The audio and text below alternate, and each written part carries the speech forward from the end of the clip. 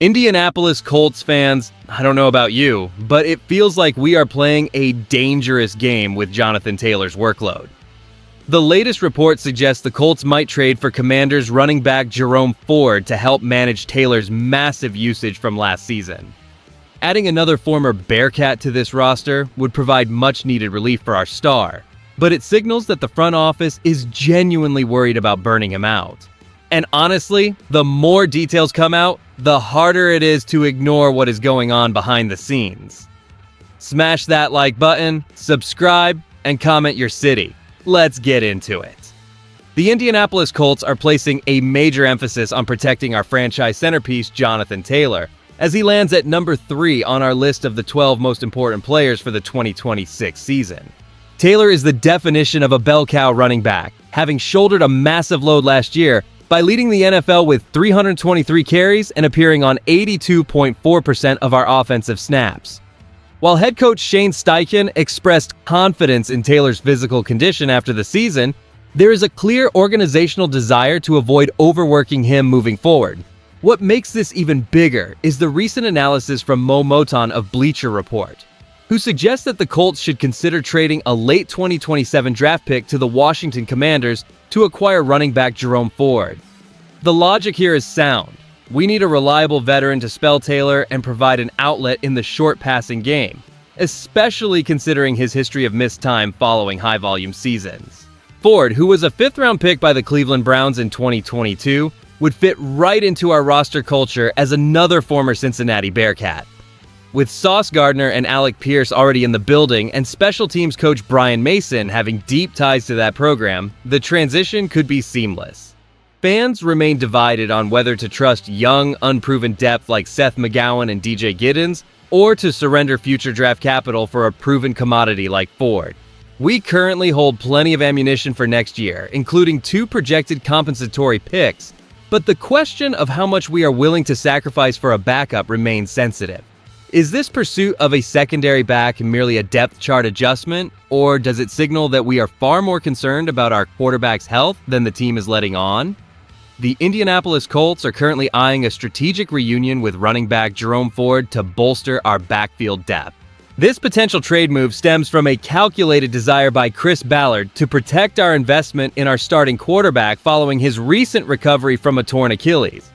While we all admire the durability Jonathan Taylor demonstrated by logging 323 carries last year, history reminds us of the 2021 season when similar heavy workloads preceded an unfortunate string of missed games. To avoid that outcome, the coaching staff is weighing the risk of overworking our star, especially since relying solely on unproven assets like Seth McGowan and DJ Giddens remains a risky gamble during a pivotal season.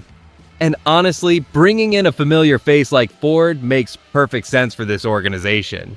The connection to the Cincinnati Bearcats runs deep throughout our roster, with Brian Mason serving as the bridge to players like Sauce Gardner and Alec Pierce, who have already made their mark here. Ford brings legitimate professional experience, having accumulated 1,163 rushing yards and 107 catches across 57 career games. Furthermore, the front office is well positioned to execute this trade, as we hold multiple compensatory picks in the 2027 draft to offset the loss of high-value departures from our previous roster. Shane Steichen and the coaches are likely meeting behind closed doors right now, balancing the need for a secondary playmaker who can serve as a reliable outlet in the short passing game against our long-term goals for the team.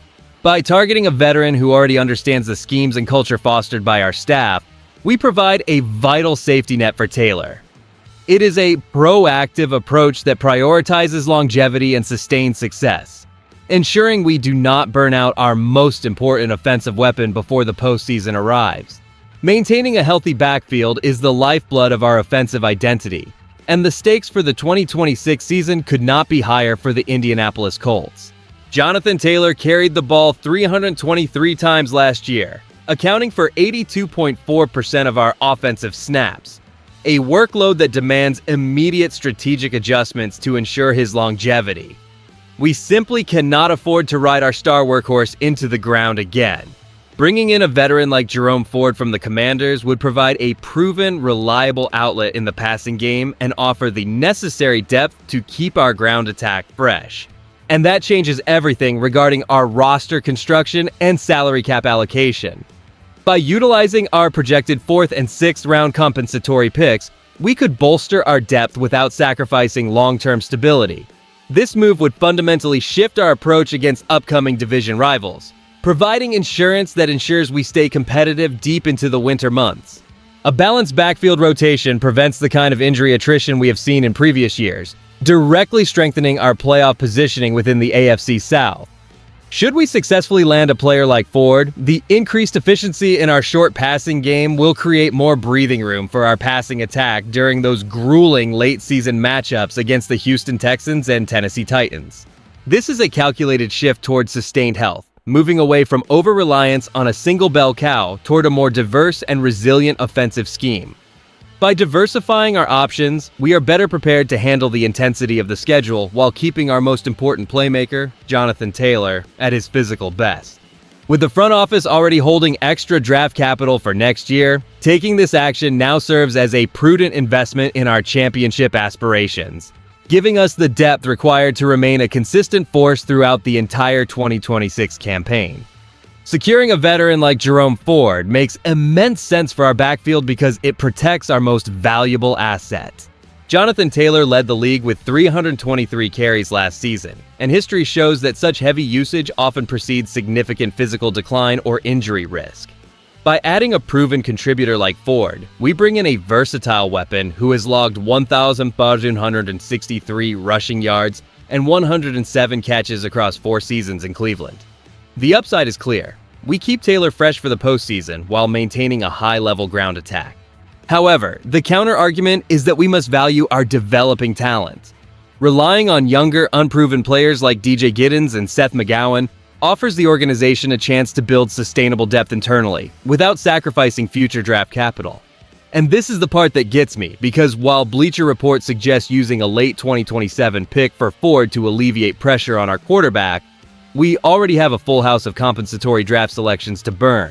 Some analysts argue that trading for a third stringer like Ford from the Washington Commanders is a reach, especially when he sits behind Jackery Krosky-Merritt and Raychad White on their depth chart. Here is where I land on this. While I appreciate the effort to safeguard Taylor, I think the focus on bringing in another former Cincinnati player solely for the sake of familiarity might be slightly overblown. We should prioritize whoever is the best fit for Shane Steichen's system, regardless of their college ties or past coaching connections. If Chris Ballard feels that Giddens or McGowan can handle the workload, we should trust that evaluation rather than shipping off more picks for a rotational player.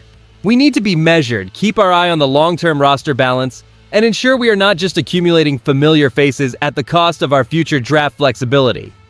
The Indianapolis Colts are clearly prioritizing sustainability as we look toward the next few seasons of competitive football under the guidance of Chris Ballard and Shane Steichen. By analyzing the potential addition of a reliable secondary option like Jerome Ford to complement our bell cow Jonathan Taylor, it is evident that the franchise is moving toward a more balanced, long-term offensive philosophy meant to protect our core investments. We should feel encouraged by this strategic pivot because it signals that the front office is not content to simply rely on one player's heroics, but instead seeks to build a durable, playoff-ready roster that manages physical attrition proactively. This is where it gets real, as relying on unproven youth like Seth McGowan or DJ Giddens is a gamble, whereas bringing in a familiar face like Ford, who has experience in this system, offers a much higher floor for our ground attack. Given the projected compensatory picks for next year, including a 4th-rounder for Kwity Paye and a 6th for Nick Cross, we certainly have the draft capital to secure a veteran presence without compromising our future.